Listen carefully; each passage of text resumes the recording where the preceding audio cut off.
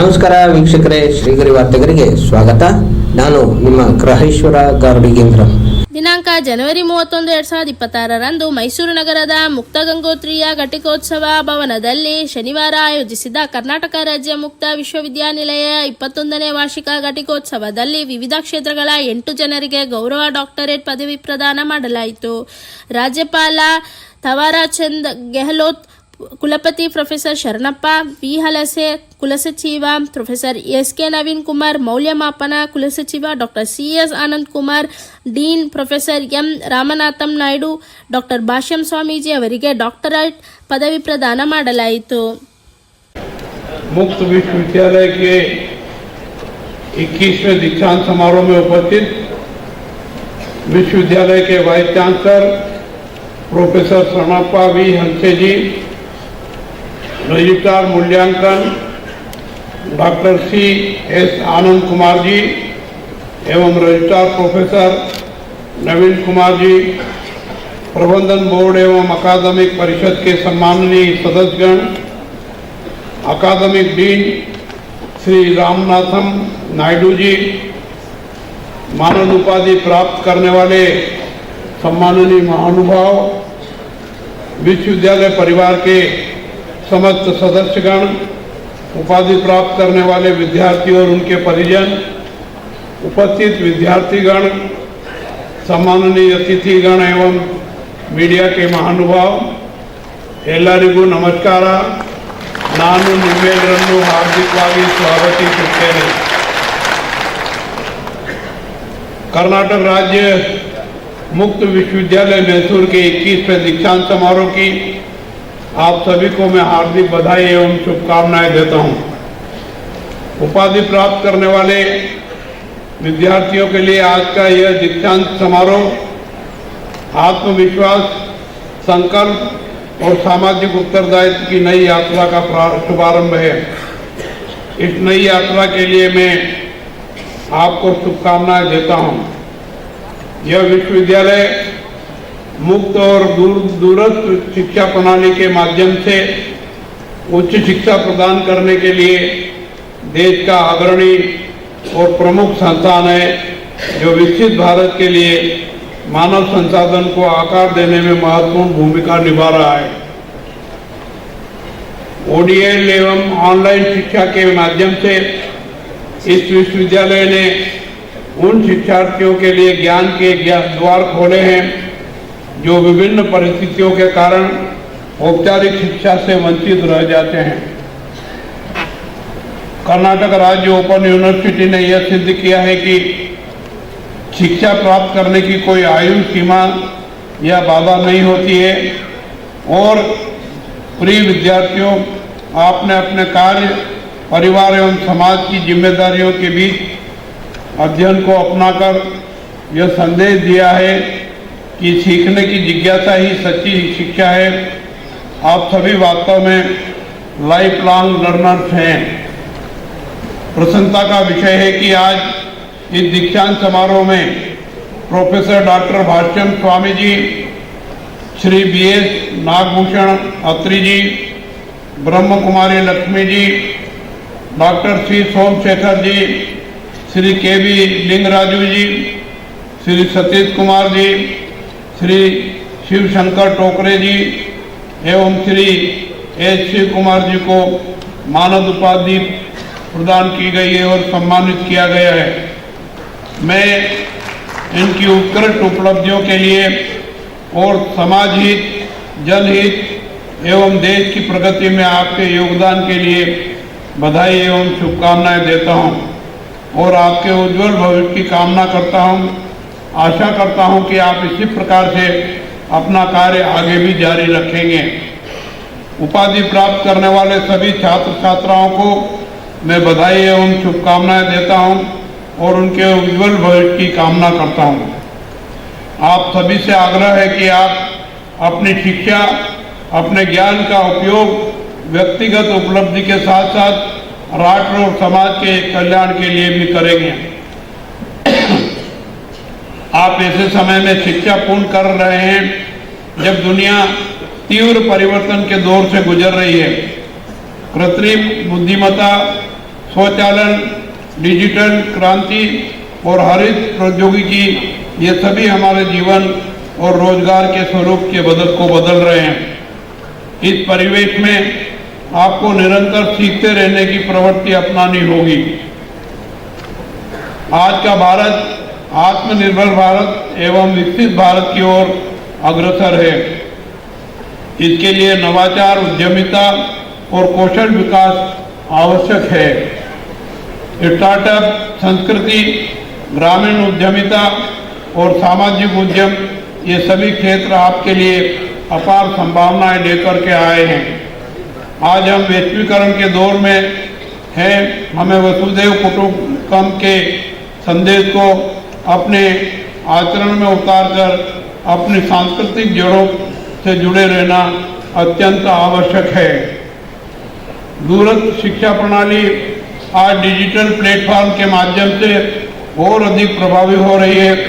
इस दिशा में vice chancellor Shri हलचे जी एवं उनकी टीम द्वारा प्रशंसनीय कार्य किया जा रहा है।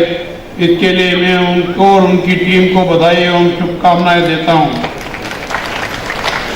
मैं अपेक्षा करता हूं कि विश्वविद्यालय भविष्य में कौशल आधारित पाठ्यक्रमों, रोजगारोन्मुखी प्रशिक्षणों और अनुसंधानों को और अधिक सुदृढ़ करेगा। प्रिय विद्यार्थियों, आप सभी विविध पृष्ठभूमियों से आए हैं। किसी ने नौकरी के साथ पढ़ाई की है, किसी ने पारिवारिक जिम्मेदारियों के साथ पढ़ाई की है और किसी ने आर्थिक कठिनाइयों के बावजूद पढ़ाई की है। यह आपकी इच्छा शक्ति का प्रमाण है। इस इच्छा शक्ति को आप जीवन भर बनाए रखिए। अंत में मैं आप सभी से आग्रह करता हूं कि सीखते रहें, आगे बढ़ते रहें और राष्ट्र निर्माण में अपनी सक्रिय भूमिका निभाते रहें।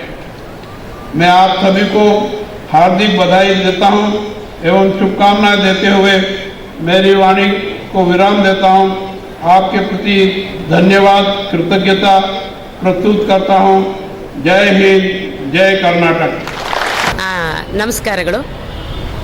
ನಮ್ಮ ಕರ್ನಾಟಕ ರಾಜ್ಯ ಮುಕ್ತ ವಿಶ್ವವಿದ್ಯಾಲಯದ ಪ್ರಮುಖ ಧ್ಯೇಯ ಏನಂದರೆ ಎಲ್ಲರಿಗೂ ಎಲ್ಲೆಡೆ ಶಿಕ್ಷಣ ಎನ್ನುವ ಧ್ಯೇಯವನ್ನು ಹೊಂದಿರತಕ್ಕಂಥ ನಮ್ಮ ಕರ್ನಾಟಕ ರಾಜ್ಯ ಮುಕ್ತ ವಿಶ್ವವಿದ್ಯಾಲಯ 1996ರಿಂದ ಇಲ್ಲಿಯವರೆಗೆ ಬಹುಶಃ ಇದು 21ನೇ ಘಟಿಕೋತ್ಸವವನ್ನು ನಮ್ಮ ವಿಶ್ವವಿದ್ಯಾಲಯ ಆಚರಿಸ್ತಾ ಇದೆ. ಖಂಡಿತವಾಗಿಯೂ ಬಹಳ ಸಂಭ್ರಮದ ಒಂದು ದಿನಾಚರಣೆ ಇವತ್ತು. ಎಲ್ಲರಿಗೂ ಶಿಕ್ಷಣವನ್ನು ಕೊಡಬೇಕು. ಇಡೀ ದೇಶದಾದ್ಯಂತ, ಇಡೀ ರಾಜ್ಯದಾದ್ಯಂತ ಸುಮಾರು ಸಾವಿರಾರು ಲಕ್ಷಾಂತರ ವಿದ್ಯಾರ್ಥಿಗಳು ಇವತ್ತು ಆ ಒಂದು ಶಿಕ್ಷಣವನ್ನು ಪಡಿತಾ ಬರ್ತಾ ಇದ್ದಾರೆ. ಈಗಲೂ ಸಹ ಪ್ರವೇಶಾತಿಗೆ ಆರಂಭ ಆಗಿದೆ ನಮ್ಮಲ್ಲಿ. ನಮ್ಮ ಶಿಕ್ಷಣಶಾಸ್ತ್ರ ಅಧ್ಯಯನ ಮತ್ತು ಸಂಶೋಧನಾ ವಿಭಾಗದಲ್ಲಿ ನನ್ನ ಮಾರ್ಗದರ್ಶನದಲ್ಲಿ ಪ್ರೊಫೆಸರ್ ಎನ್ ಲಕ್ಷ್ಮಿ ಹಿರಿಯ ಪ್ರಾಧ್ಯಾಪಕರು, ನನ್ನ ಅಧೀನದಲ್ಲಿ ಸುಮಾರು 9 ಜನ PhDಯನ್ನು ಈ ವರ್ಷ ತಗೊಂಡಿರೋದು ನನಗೆ ಬಹಳ ಹೆಮ್ಮೆ ಅನಿಸುತ್ತೆ. ಒಟ್ಟಾರೆಯಾಗಿ ಇದೇ ರೀತಿಯಾಗಿ ಕರ್ನಾಟಕ ರಾಜ್ಯ ಮುಕ್ತ ವಿಶ್ವವಿದ್ಯಾಲಯ ಬೆಳಿಬೇಕು, ಉತ್ತುಂಗ ಶಿಖರವನ್ನು ಹೇರಬೇಕು ಅನ್ನೋದು ನನ್ನ ಆಶಯ. 1994ರಿಂದ ಇಲ್ಲಿಯವರೆಗೆ ನಾನು ಇಲ್ಲಿ ಕೆಲಸವನ್ನು ನಿರ್ವಹಿಸ್ತಾ ಬಂದಿದ್ದೇನೆ.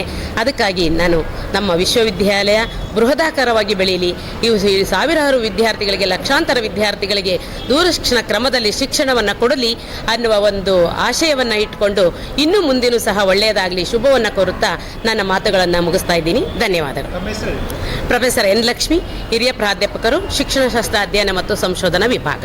ಕರ್ನಾಟಕ ರಾಜ್ಯ ಮುಕ್ತ ವಿಶ್ವವಿದ್ಯಾಲಯದ 21ನೇ ಘಟಿಕೋತ್ಸವ. ನಮ್ಮ ವಿಶ್ವವಿದ್ಯಾಲಯದ ಒಂದು ಧ್ಯೇಯ ವಾಕ್ಯ ನಿರಂತರ ಶಿಕ್ಷಣ, ಎಲ್ಲೆಡೆ ಶಿಕ್ಷಣ, ಮನೆ ಬಾಗಿಲಿಗೆ ಶಿಕ್ಷಣ, ಹೆಣ್ಣು ಮಕ್ಕಳಿಗೆ ಆದ್ಯತೆಯಾಗಿ ನೀಡ್ತಾ ಇರುವಂತಹ ಒಂದು ಹೆಮ್ಮೆಯ ಒಂದು ವಿಶ್ವವಿದ್ಯಾಲಯ.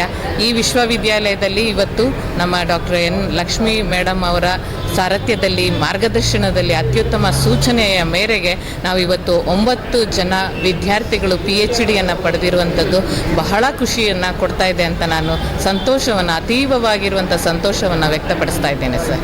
ಓಂ ಶಾಂತಿ.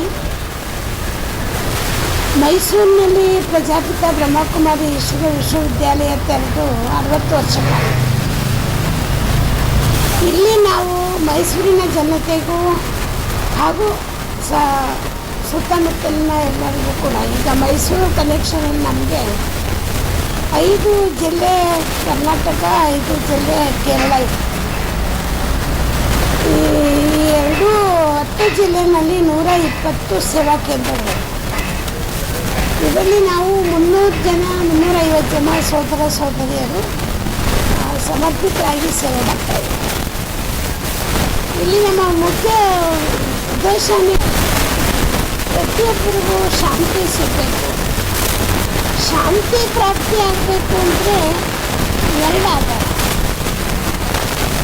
ಒಂದು, ಅವರ ಸಂಬಂಧ ಚೆನ್ನಾಗಿರಬೇಕು, ಪರಸ್ಪರ ಸಂಸಾರದಲ್ಲಾಗಿರಲಿ, ವ್ಯವಹಾರದಲ್ಲಾಗಿರಲಿ, ನಿತ್ಯ ಸಂಬಂಧಿಕರಾಗಲಿ, ಸಮಾಜದಲ್ಲಿ ಎಲ್ಲರ ಜೊತೆ ಅವರ ಸಂಬಂಧ ಚೆನ್ನಾಗಿರಬೇಕು.